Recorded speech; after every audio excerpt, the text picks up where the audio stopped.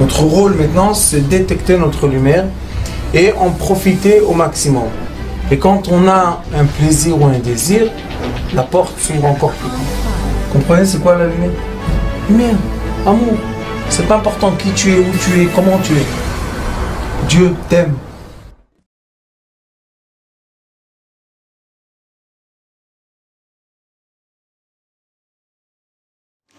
À tous nos chers élèves Sitrei Chaim, à tous les fidèles Sitrei Chaim, Elul Tov, que Dieu nous aide, que ce Elul nous sera efficace pour vraiment se retrouver et plutôt se reconnecter au royaume céleste de la lumière de l'infini d'Akadosh Baruch Hu.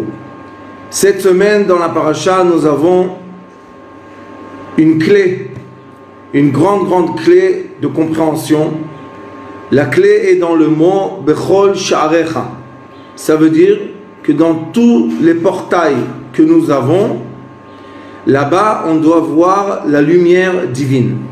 C'est quoi les portails? Mazé Sha'arecha, c'est quoi ces portails-là?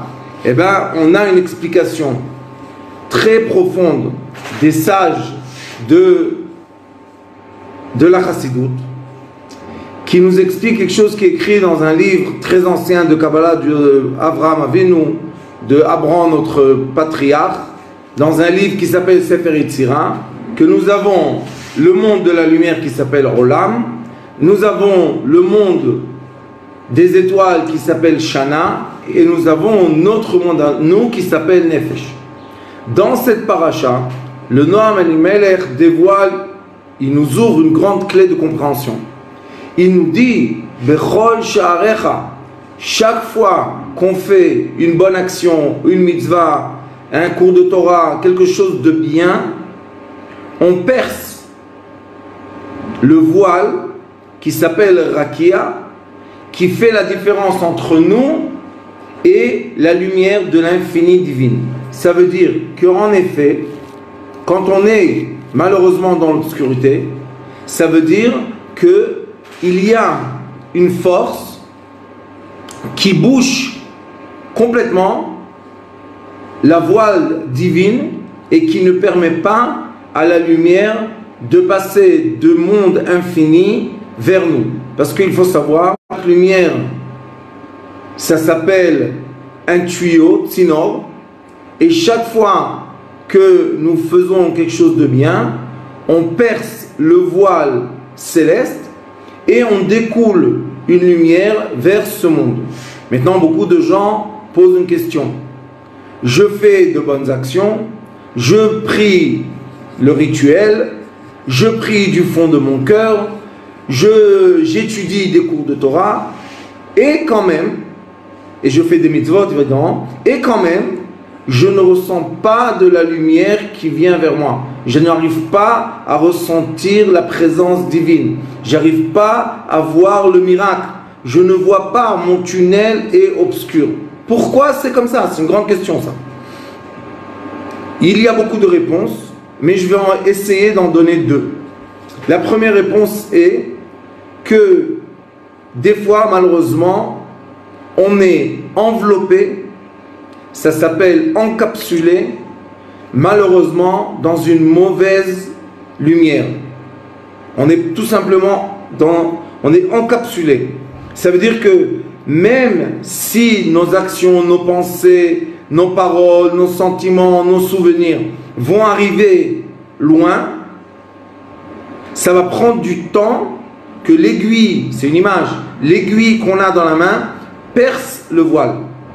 Ça veut dire que nous avons, entre ce que l'on vit dans ce monde qui est une sphère temporelle et le voile qui nous enveloppe, l'écorce qui nous enveloppe, nous avons entre les deux une distance. Et c'est pour cela qu'il y a des gens comme les tzadikim qui sont beaucoup plus proches du voile, et à peine qu'ils lèvent leurs mains ou à peine qu'ils ouvrent leur bouche ou qu'ils ont une bonne pensée vers vous, ces gens-là tout de suite percent le voile et la lumière se découle. Et c'est exactement ce qu'ils doivent faire pendant le mois de Elul et pendant le mois de Tishrei, le mois des fêtes, les tzadikim, leur rôle, c'est eux percer pour les autres.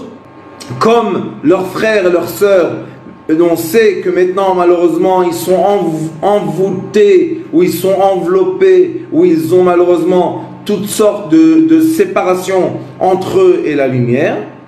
Et ils veulent de la lumière comme tout le monde, parce que la lumière, c'est ce qui nourrit notre monde, c'est ce qui nourrit toute la matière, c'est ce qui nourrit nos sentiments, nos volontés, tout ce qu'on a besoin est nourri à l'origine par la lumière.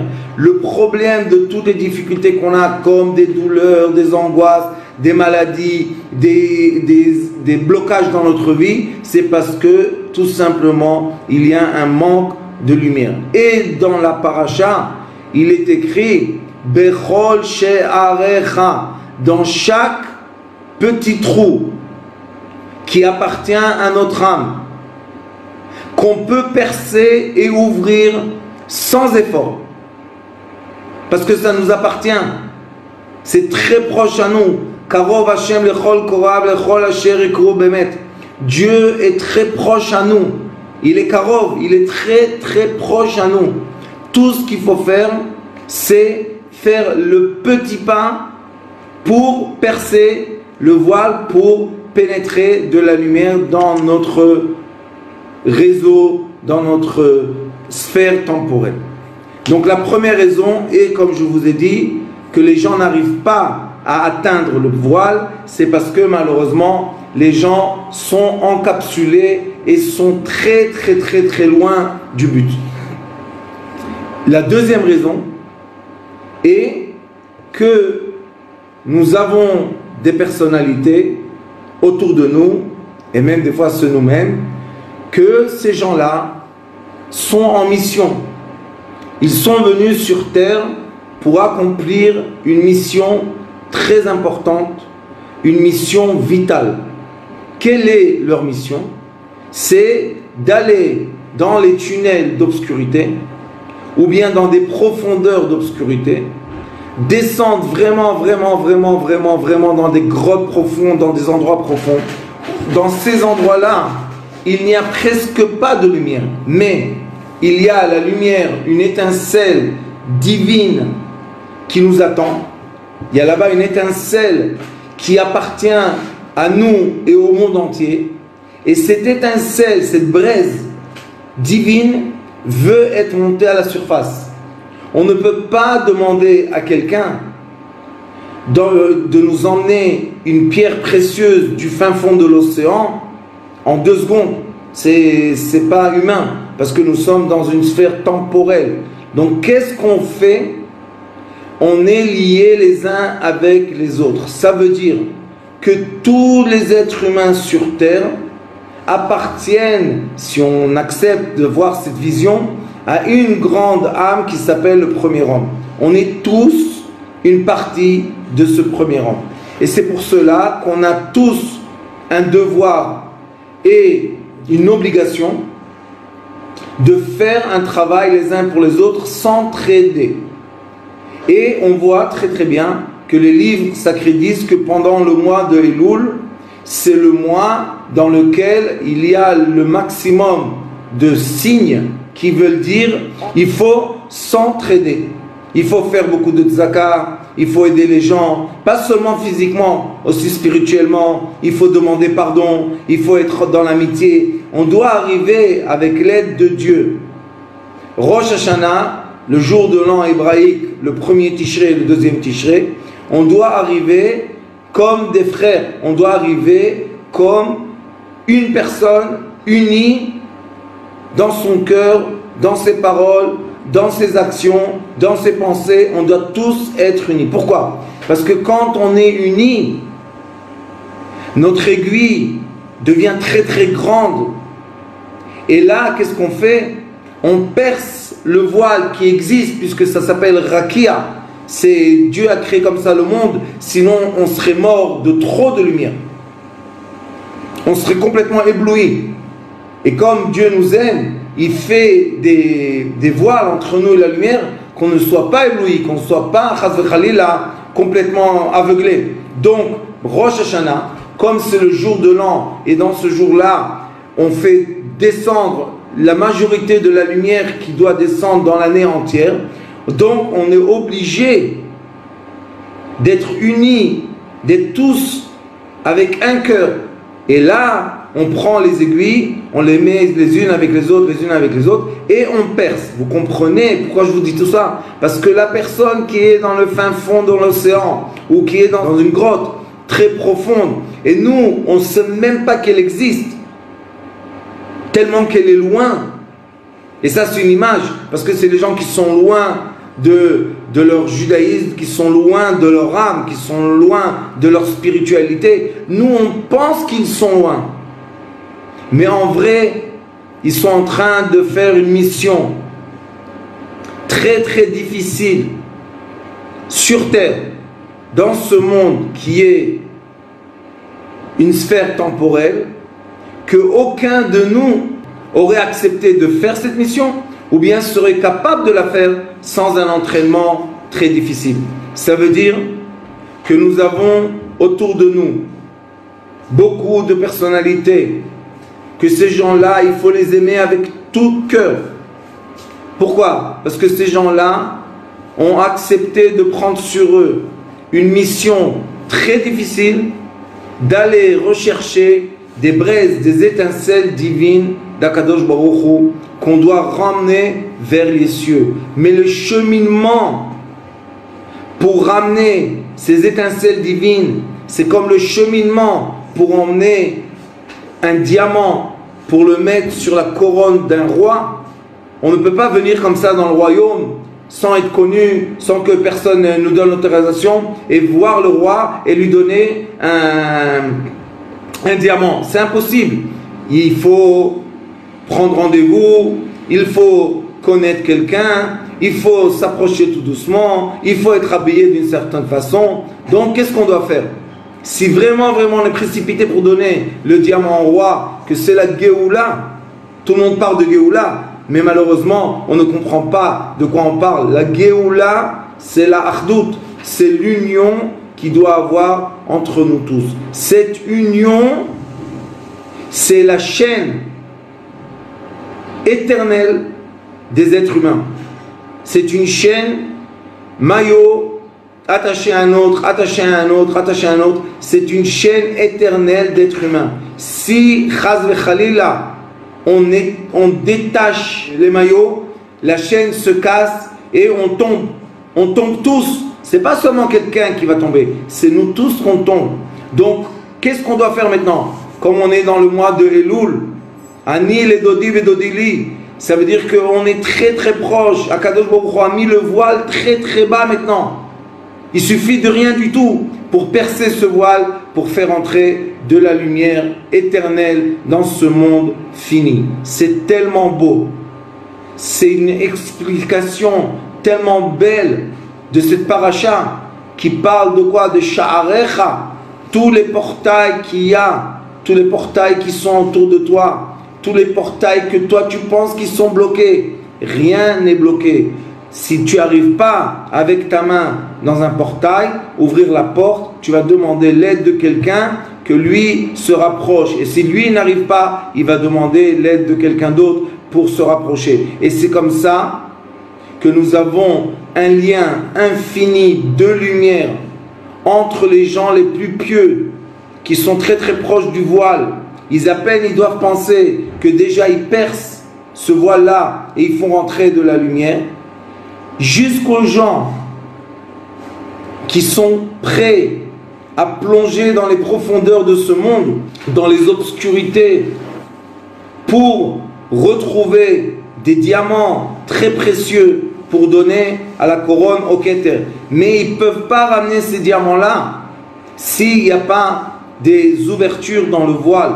C'est pour ça qu'on est obligé d'être liés les uns et les autres avec l'amour.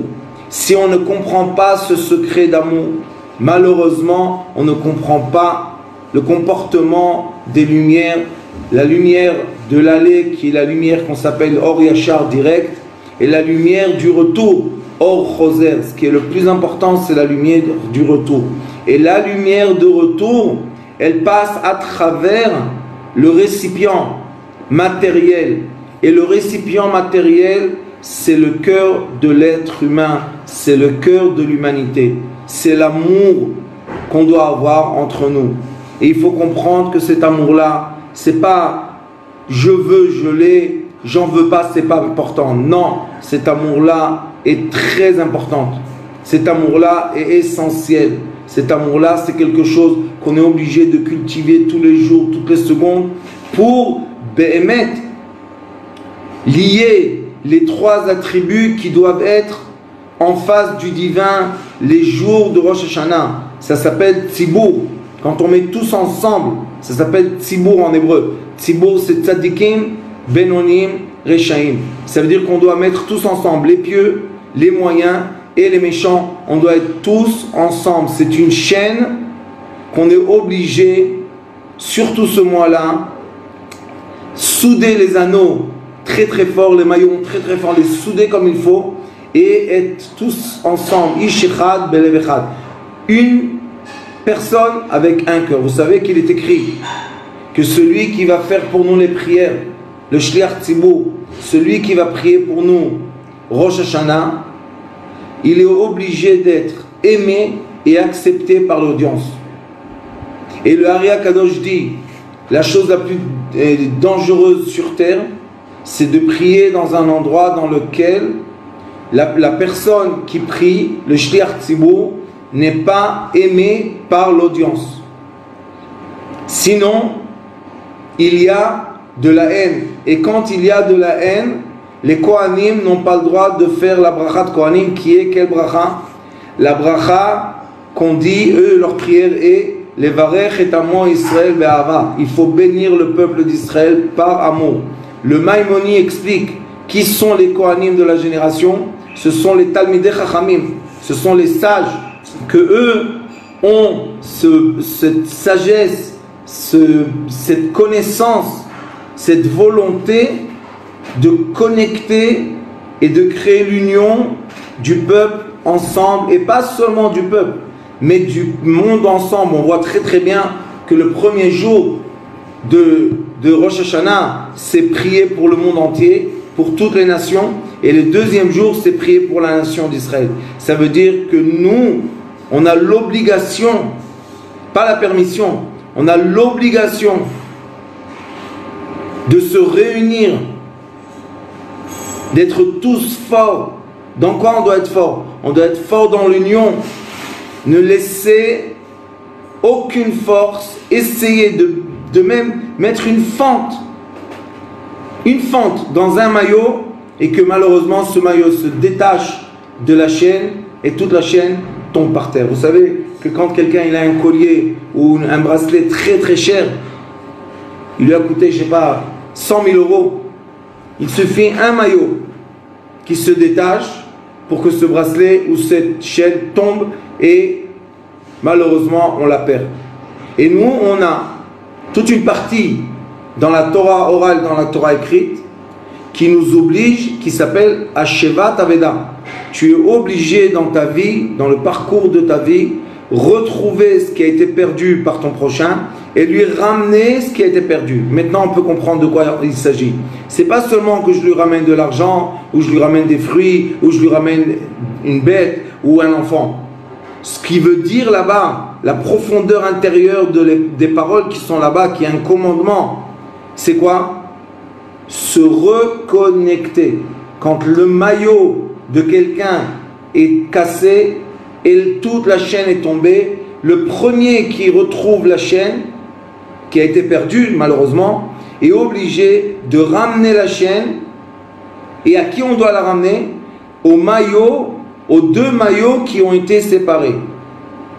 Il y a deux maillots qui ont été séparés, et c'est pour cela que la chaîne s'est cassée, elle est tombée. Maintenant on va poser la question: qu'est-ce qui a créé la séparation des maillots? Qu'est-ce qui brise les maillots? Réponse: la haine gratuite. La haine gratuite, la jalousie, le manque de respect, le comportement. Il faut savoir, on est 2000 ans dans un long tunnel pour ramener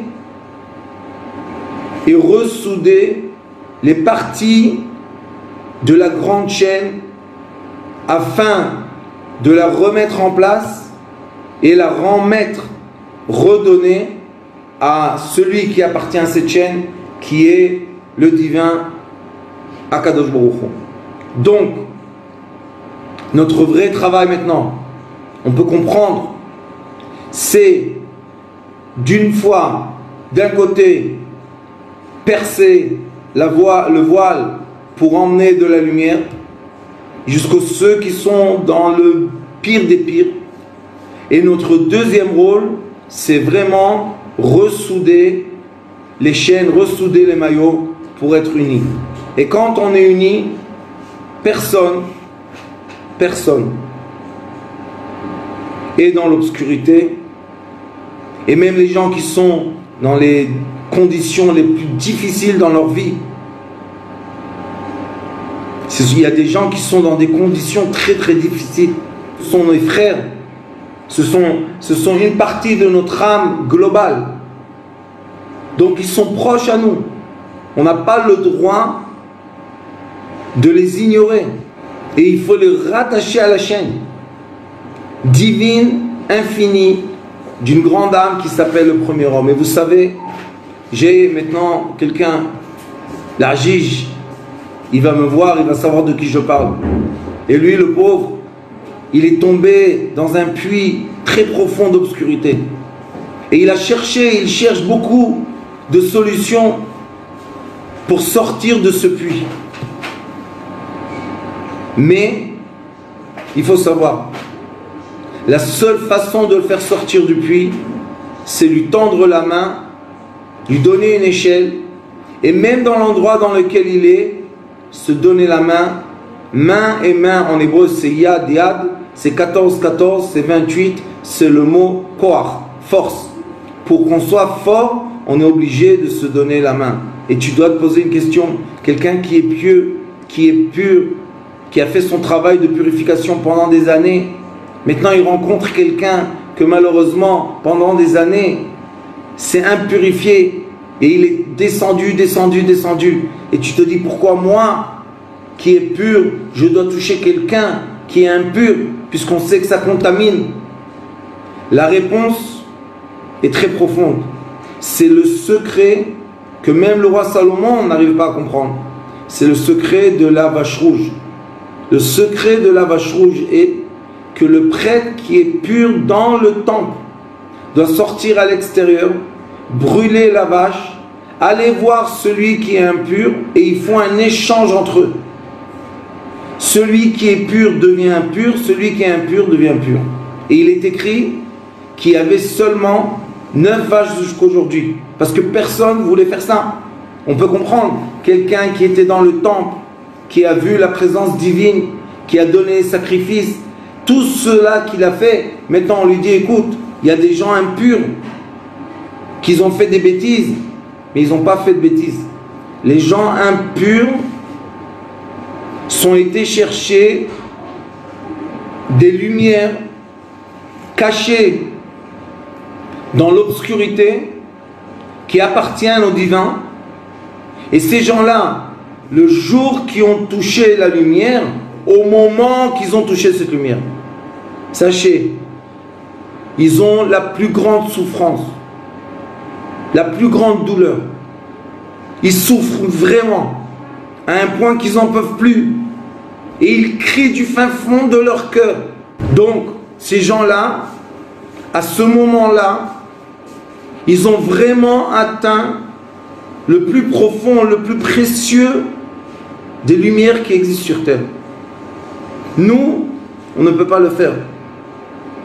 Mais quand eux crient à l'aide, on doit les entendre. Et c'est quoi entendre son prochain? Lui donner la main.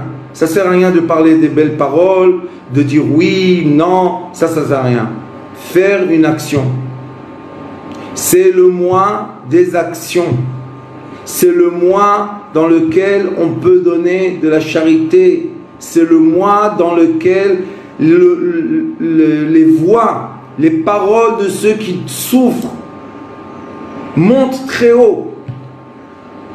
Et malheureusement, il ne faut pas parler des choses mauvaises, mais il faut savoir, si on a un proche, qu'on sait qu'il est dans le besoin, et nous, maintenant c'est la fin d'année, il faut faire le bilan de l'argent. Si nous avons assez pour l'aider, et on ne donne pas maintenant pour l'aider, ça veut dire qu'on a un manque de croyance, on a un manque de foi. Puisqu'on va, dans quelques jours, dans quelques semaines, on va encore une fois être, je ne veux pas dire condamné, mais il y aura des décisions pour tout l'avenir, pour tout ce qui va se passer l'année prochaine. Donc, si on est resté à la fin de l'année avec un surtrot, je ne parle pas de perdre son argent, je ne parle pas de faire des bêtises, mais donner le maaser qui est 10%, à qui on va donner? À ceux qui crient, à ceux que nous on a pensé toute l'année qu'ils ne méritent pas, à ceux qu'on pense qu'ils ne sont pas capables, qu'ils ont fait, ils se sont impurifiés. Mais n'oubliez pas, la vache rouge. C'est quoi la vache rouge, Para Adouma? C'est la façon de Torah d'exprimer l'amour, mais vraiment l'amour entier qu'on a entre nous. Je comprends que c'est difficile, mais il faut savoir que quand on étudie bien le cheminement des lumières dans ce monde, on est les gens les plus heureux sur terre. Pourquoi? Parce que quand on monte et on se purifie, on est très content d'être proche de la présence divine. Et quand des fois on donne la main à quelqu'un d'impur, et même si ça nous fait mal, on sait que cette main-là est aussi une partie très très proche du divin. Parce que lui, qu'est-ce qu'il veut? Il nous a donné 2000 ans, pas un jour, pas deux, 2000 ans, pour tout doucement, chaque génération, recréer les nœuds, ressouder les maillots qui ont été détruits. Malheureusement, la chaîne de l'humanité a été explosée complètement en 1000 morceaux. Pourquoi? Parce qu'il y a eu la haine gratuite. La haine gratuite, vous savez c'est quoi la haine gratuite? De vouloir le mal de quelqu'un. Et même si tu te demandes pardon, parce que l'histoire de la haine gratuite qui a été, c'est Kamsa et Bar Kamsa. Que quelqu'un est arrivé dans un mariage de son ennemi et il avait honte que l'ennemi lui dise le renvoi du mariage. Et il a commencé à lui dire, écoute, je vais payer ma portion. Il a dit non. Il a dit, je vais payer la table entière. Il a dit non. Il est arrivé à un stade de lui dire, je vais payer le mariage entier. Ne me fais pas honte devant tout le monde. Il a dit non. Va-t'en. Et il l'a humilié devant tout le monde. Et ce monsieur est parti à Rome. Et il leur a dit, il leur a donné du poison de haine gratuite contre le peuple d'Israël. Et les Romains sont venus à Jérusalem et ils ont détruit Jérusalem. Et depuis, malheureusement, cette explosion de haine gratuite